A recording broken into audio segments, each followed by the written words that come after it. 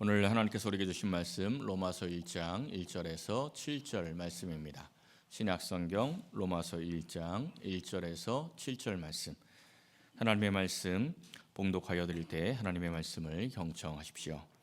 예수 그리스도의 종 바울은 사도로 부르심을 받아 하나님의 복음을 위하여 택정함을 입었으니 이 복음은 하나님이 선지자들을 통하여 그의 아들에 관하여 성경에 미리 약속하신 것이라. 그의 아들에 관하여 말하면 육신으로는 다윗의 혈통에서 나셨고 성결의 영으로는 죽은 자들 가운데서 부활하사 능력으로 하나님의 아들로 선포되셨으니 곧 우리 주 예수 그리스도시니라. 그로 말미암아 우리가 은혜와 사도의 직분을 받아 그의 이름을 위하여 모든 이방인 중에서 믿어 순종하게 하나니 너희도 그들 중에서 예수 그리스도의 것으로 부르심을 받은 자니라. 로마에서 하나님의 사랑하심을 받고 성도로 부르심을 받은 모든 자에게 하나님 우리 아버지와 주 예수 그리스도로부터 은혜와 평강이 있기를 원하노라. 아멘. 19세기 이 신학 사조를 보면 자유주의 신학이 등장을 합니다. 이 자유주의 신학은 예수님의 신성을 거의 부인을 하고요.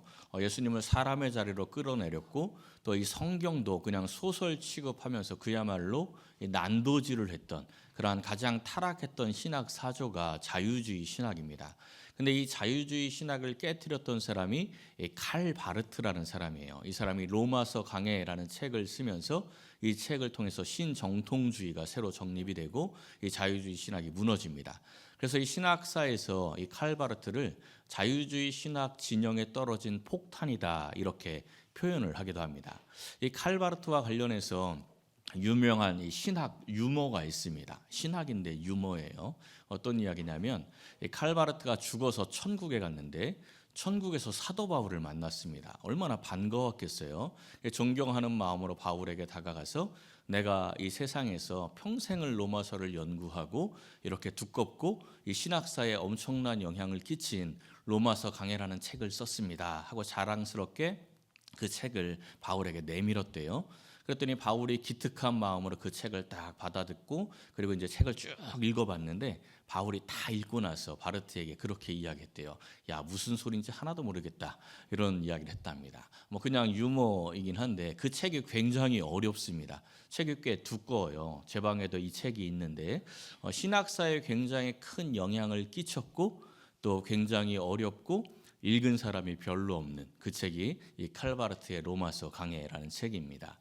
이 로마서 이 강해가 여러 성경의 강해서 중에서 가장 많은 책이 로마서 강해입니다.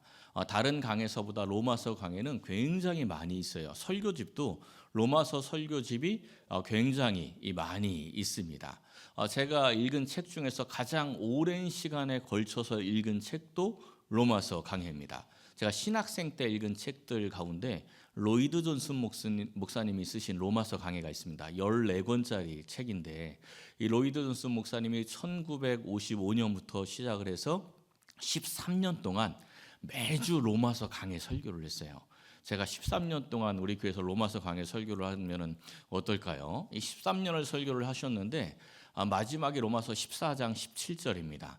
건강이 너무 악화되어서 거기까지만 하고 은퇴를 하셨어요. 그래서 13년 동안 이 강의하신 책을 책으로 낸 게 로마서 강해 이 로이드 존슨 목사님 책 시리즈예요. 14권인데 옛날 책이라 활자도 굉장히 작은 데다가 평균 페이지 수가 400페이지 정도 됩니다. 좀 두꺼운 책은 한 600페이지 가까워요. 그래서 제가 한 달에 책을 보통 적게는 10권, 많게는 20권 정도 읽거든요. 꽤 책을 빨리 읽어요. 근데 이 신학생 때 이분의 책을 14권짜리 책을 거의 반년 가까이 읽었던 그런 기억이 있습니다. 워낙 귀한 내용이기도 하고 이 로마서 강해 자체가 어려워서 꼼꼼하게 읽었던 그러한 기억이 있습니다. 이 로마서를 함께 나누고 싶은 생각은 제가 부임 초부터 했어요.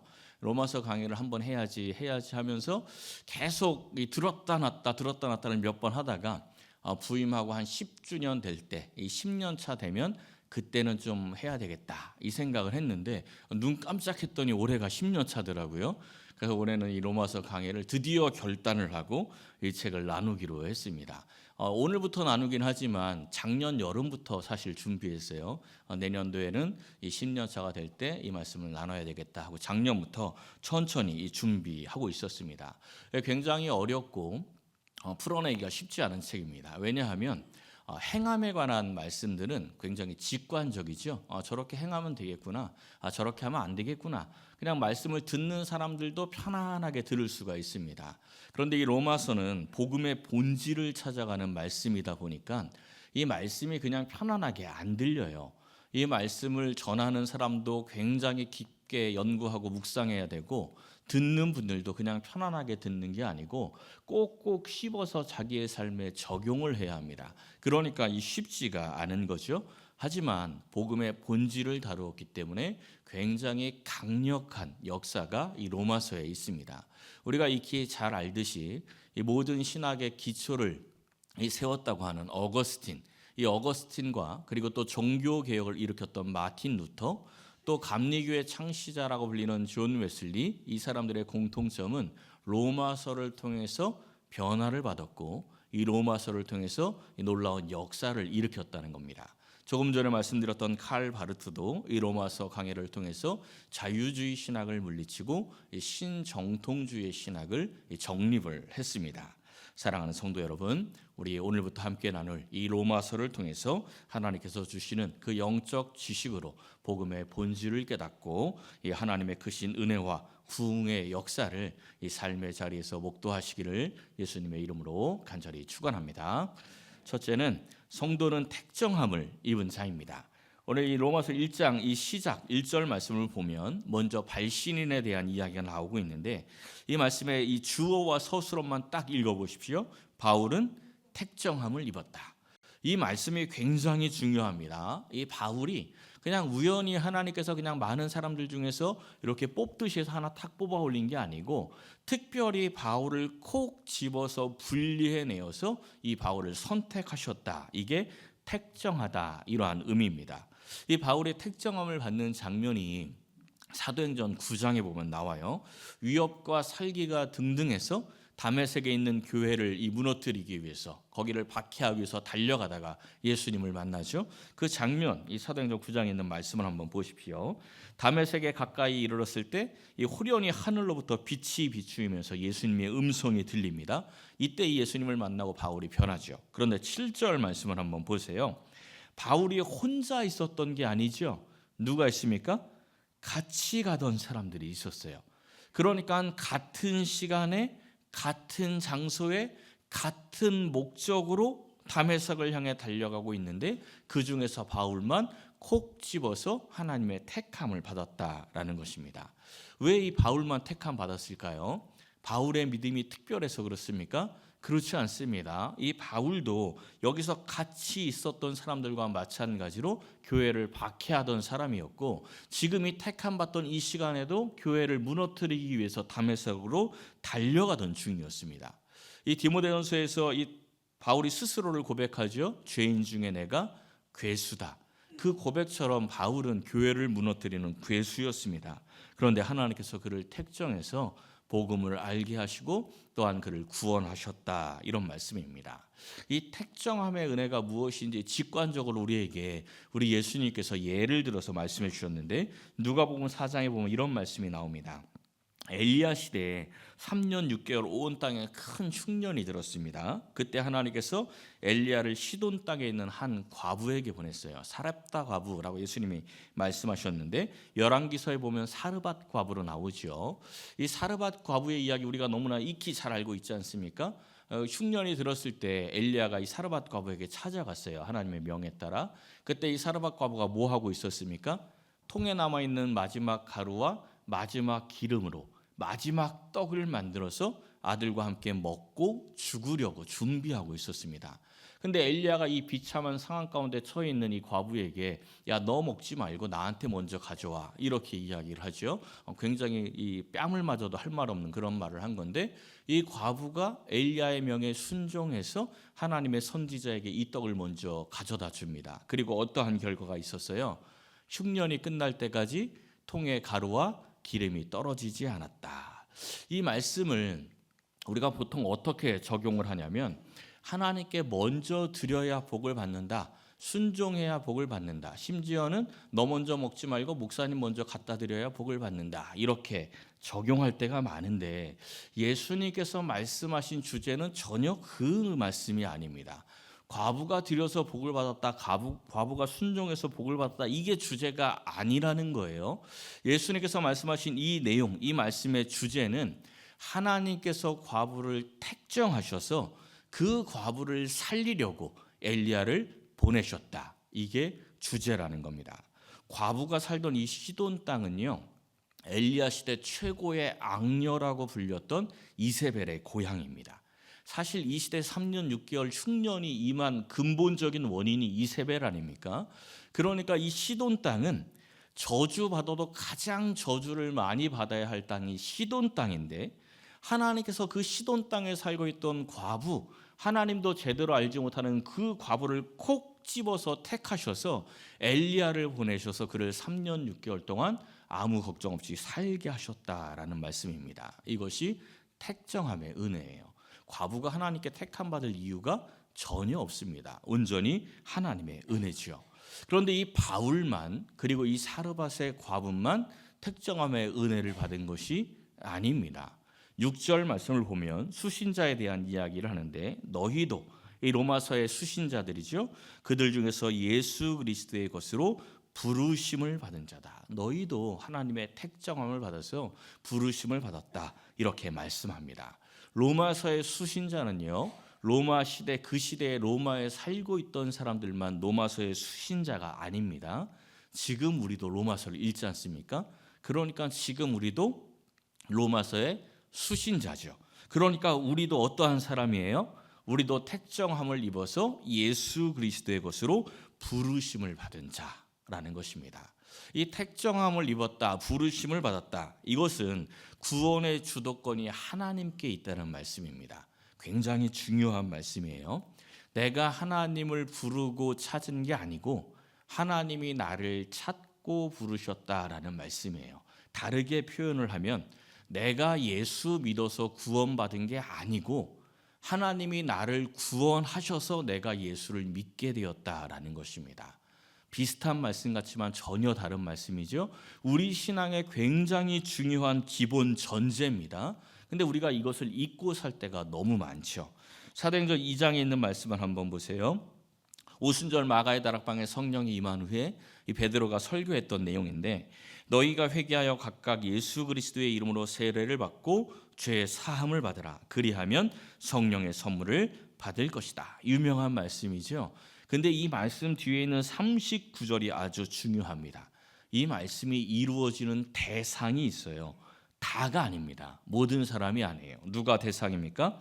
우리 하나님이 얼마든지 부르시는 자들에게 하신 약속이다. 이 약속은 하나님이 부른 자들에게만, 하나님이 부르신 자들만 회개할 수 있는 거고, 하나님이 부르신 자들에게만 성령이 임하는 겁니다. 그러니까 구원의 주체가 내게 있습니까? 하나님께 있습니까? 하나님께 있죠. 이게 굉장히 큰 은혜인 겁니다. 구원은 내가 성취하는 게 아니고 하나님이 내게 베풀어 주신 겁니다. 그러니까 내가 연약하다 하여서, 내 신앙이 흔들린다고 하여서 이 구원이 취소되는 게 아니라는 거예요. 하나님은 이미 우리를 택하셨고 우리를 구원하시기로 작정하셨습니다. 그러니까 이 구원은 결코 취소될 수 없고 누구도 방해할 수 없는 가장 귀한 은혜라는 것이죠. 이사야서 43장에 있는 말씀을 보십시오. 내가 너를 구속하였고 내가 너를 지명하여 불렀나니 너는 내 것이다.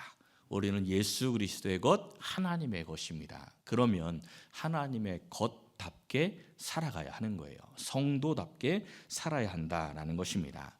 사랑하는 성도 여러분, 하나님께서 우리 한 명 한 명을 다 각각 택정하여 부르셨습니다. 그 분명한 은혜와 사랑을 깨닫고 주를 사랑하는 마음으로 성도답게 살아가시기를 예수님의 이름으로 간절히 축원합니다. 두 번째는 우리는 복음을 위하여 택정함을 입었다는 것을 알아야 합니다. 다시 1절 말씀을 보세요.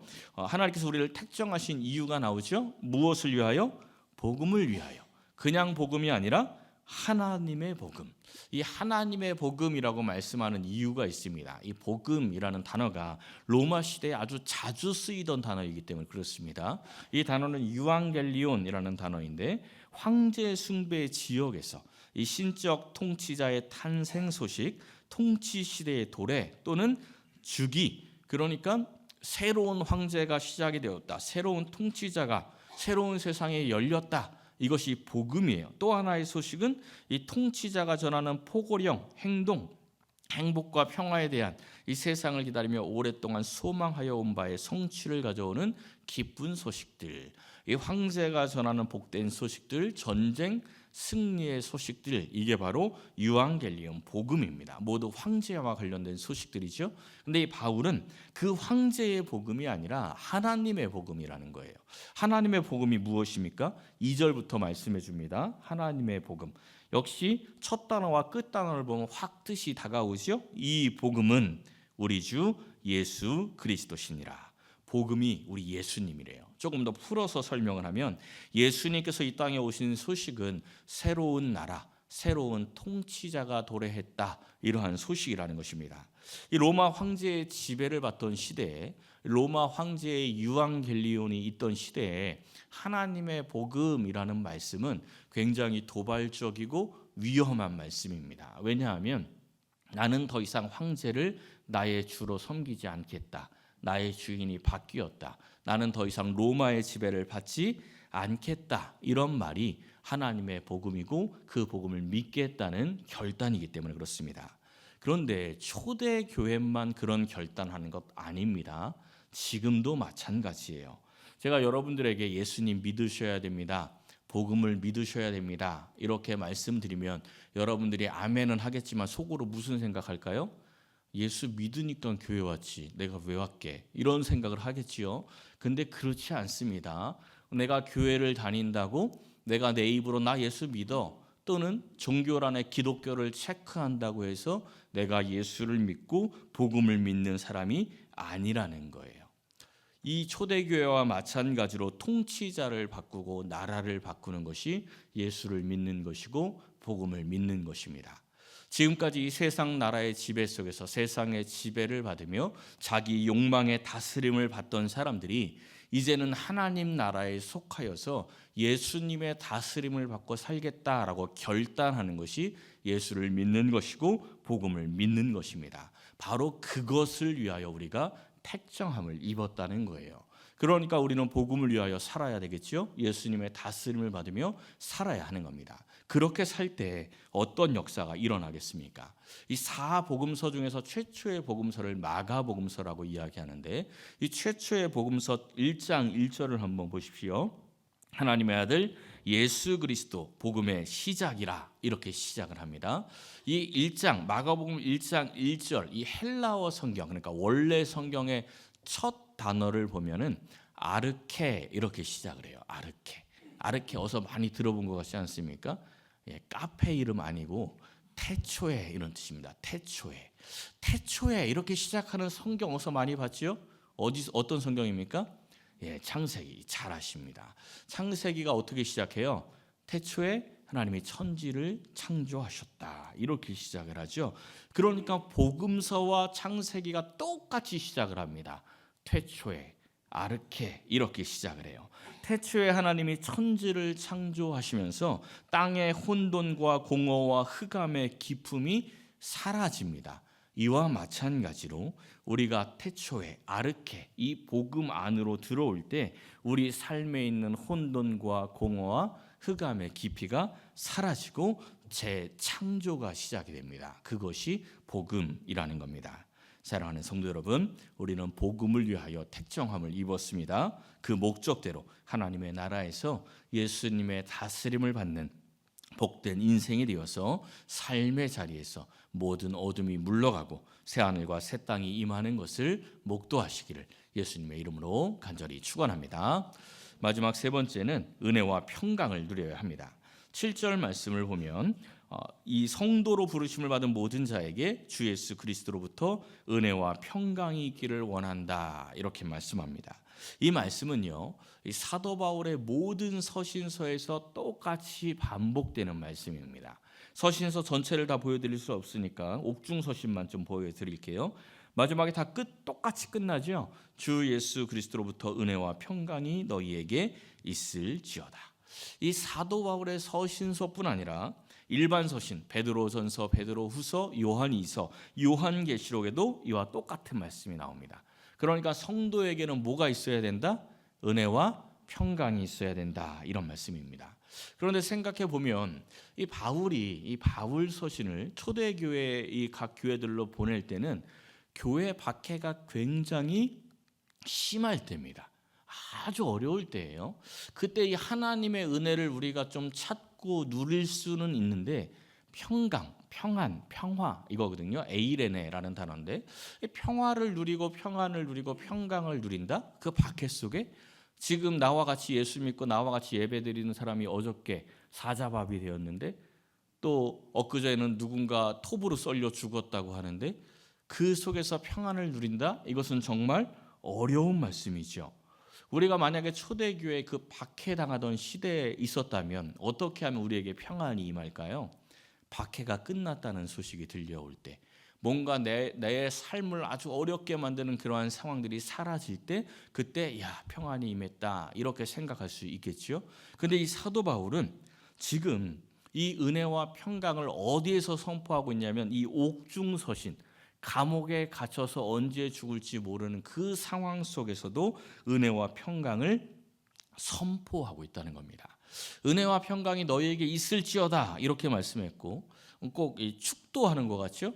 그리고 오늘 본문에서도 은혜와 평강이 있기를 원하노라, 꼭 기원하는 것 같아요. 근데 사실 이거는 원어의 느낌은 아닙니다. 원래 헬라어 원어 성경을 문법적으로 좀 직역을 하자면 은혜와 평강이 너희에게 있을지어다 또는 은혜와 평강이 있기를 원하노라가 아니고 은혜와 평강이 너희에게 있다입니다. 은혜와 평강이 너희에게 있다. 그것 좀 누려라.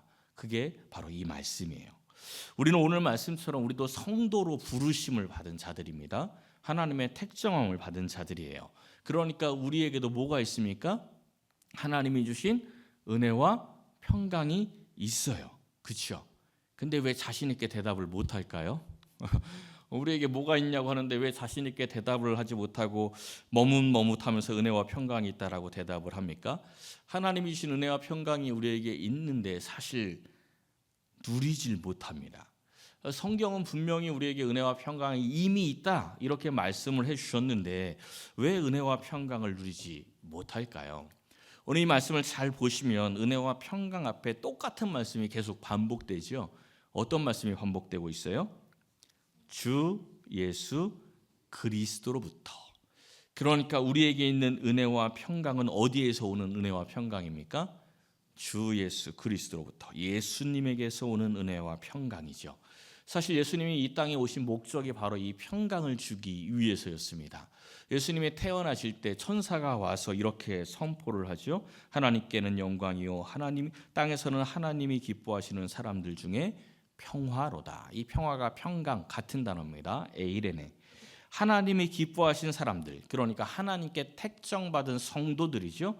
그 성도들에게 에이레네를 주기 위해서 이 땅에 오셨다. 평강을 주기 위해서 이 땅에 오셨다라는 겁니다. 우리 예수님께서 요한복음을 보면 십자가에 달리시기 직전에 제자들에게 너희들에게 내가 평강을 주겠다 이 말씀을 하셨어요. 너희에게 평강을 주겠다 하셔놓고는 십자가에 달리시죠. 그리고 십자가에서 다 이루었다 이렇게 말씀하셨어요. 뭘 다 이루었을까요? 예수님께서 이제 부활하신 후에 제자들이 모인 자리에 나타나서 처음 하셨던 말씀이 바로 이것입니다. 너희에게 평강이 있을지어다. 역시 너희에게 평강이 있다라는 말씀입니다. 우리 예수님께서 십자가에서 우리에게 주실 평강을 다 이루셨습니다. 근데 문제는 우리 주 예수 그리스도로부터 오는 그 은혜와 평강이 아니라 우리는 세상으로부터 오는 은혜와 평강을 더 찾고 더 원합니다. 그러니까 주님은 계속 주시는데 우리는 그 주님이 주시는 은혜와 평강을 계속 거절하고 있는 거죠. 간단한 예를 들어보면 가정에 큰 물질적인 어려움이 찾아왔다고 생각해 보십시오. 그 물질적인 문제를 해결하기 위해서 이리 뛰고 저리 뛰고 있는데 함께 예배하는 우리 믿음의 공동체, 믿음의 교우가 나를 위로한다고 찾아와서 예수님의 십자가만 꼭 붙들어 예수님의 십자가 붙들고 기도해. 그렇게 이야기를 하면 여러분들 마음에 막 은혜와 평강이 찾아옵니까? 아니면 속도 모르는 소리 하네 이러면서 짜증이 확 올라옵니까? 후자인 경우가 훨씬 많죠. 근데 어떤 사람이 찾아와서 큰 돈을 들고 와서 이걸로 좀 해결해봐 그러면 어떻습니까? 갑자기 은혜와 평강이 막 찾아오죠. 어디서 오는 은혜와 평강을 우리가 찾고 있는 겁니까? 예수님께서 십자가로 이루신 평강이 아니라 이 세상에서 오는 평강을 더 좋아하는 겁니다. 그러다 보니 진짜 평강보다는 거짓된 평강을 더 좋아하고 거짓된 평강만 자꾸 찾아가게 되는 겁니다. 예레미야서 14장에 있는 말씀을 한번 보십시오. 선지자들이 이렇게 이야기를 합니다. 너희가 칼을 보지 아니하겠고 기근은 너희에게 이르지 아니할 것이라. 내가 이곳에서 너희에게 확실한 평강을 주리라. 지금 나라가 망하기 직전인데 선지자들이 이런 선포를 하는 거야. 야, 니네들 전쟁 일어나지 않을 거야. 기근 만나지 않을 거야. 너희들 분명히 평강을 얻을 거야. 얼마나 은혜되는 말씀입니까? 그 위기의 상황 속에. 근데 예레미야가 내가 슬프다 이렇게 이야기를 합니다. 평강을 이야기하는데 왜 슬플까요? 이 거짓 선자들이 말하는 평강은 가짜이기 때문입니다. 예레미야 6장 14절에서 이런 말씀이 나옵니다. 그들이 거짓 선지자들이 내 백성의 상처를 가볍게 여기면서 말하기를 평강하다 하나 평강이 없도다. 이 거짓 선지자들은 하나님의 백성들의 그 죄를 그 상처를 고칠 생각하지 않고 야 괜찮아 다 잘 될 거야 심판 같은 것 없어 너 교회 다니잖아 야 너 교회 다니잖아 너 주일 성수 잘한다며 너 헌금도 잘하던데 그거면 됐어 세상에서 어떻게 살든지 그게 무슨 상관이니 교회 잘 다니고 11조 잘 내 그러면 너 아무 문제 없어 하나님이 주시는 은혜와 평강이 잔뜩 임할 거야 이렇게 가짜 평강과 가짜 은혜를 전하고 성도들은 또한 그 말씀에 위로를 받습니다. 맹장이 터지기 직전인 사람 이 수술을 해야 하는데 그 환자의 배를 의사가 살살 만지면서 괜찮아 금방 날 거예요. 데일밴드 하나 붙이면 금방 납니다. 이렇게 위로하면 어떻게 됩니까? 그 환자 죽습니다. 그 잠시 위로받던 그 시간 때문에 생명을 빼앗기는 겁니다. 우리가 예수님을 믿는다 하면서도 복음의 본질적인 말씀보다는 세상의 돈과 성공, 편안한 삶, 놀라운 기적, 치유 이러한 위로의 말씀들만 좋아하다 보면 우리도 똑같이 영적 위기에 처하게 되어 있습니다. 우리가 들어야 할 말씀은 잘하고 있어, 잘 될 거야 이런 위로의 말씀이 아니라 책망의 말씀을 들어야 합니다. 이 말씀을 통해 자신의 죄와 자신의 연약함을 발견해야 하고 예수님의 십자가 아래로 피해야 합니다. 그래야 진짜 평강을 만날 수가 있는 겁니다. 골로새서 3장은 이렇게 말씀합니다. 그리스도의 평강이 너희 마음을 주장하게 하라. 세상의 평강이 내 마음을 주장하는 게 아니고 그리스도의 평강이 내 마음을 주장해야 합니다. 주장하다. 원래 뜻은 다스리다 이런 뜻이에요. 그리스도의 평강이 내 마음을 다스려야 한다는 것입니다. 내 영혼을 다스려야 한다는 거죠. 어떻게 내 영혼을 주장하고 내 영혼을 다스릴 수가 있을까요? 빌립보서에 보면 이런 말씀이 나옵니다. 주 안에서 항상 기뻐해야 하는 거예요. 우리의 모든 관용을 모든 사람들이 알게 해야 합니다. 아무것도 염려하지 말고 모든 일에 기도와 간구를 해야 합니다. 염려와 기도는 반비례합니다. 염려가 늘어나면 기도는 줄어요. 기도가 늘어나면 염려가 줄어듭니다. 그리고 우리가 구할 것을 감사함으로 하나님께 아뢰어야 합니다. 그러면 하나님의 평강이 그리스도 예수 안에서 우리의 마음과 생각을 지키실 것이다. 그 하나님의 평강이 우리의 마음을 주장하여 다스릴 것이다. 이렇게 말씀하고 있습니다.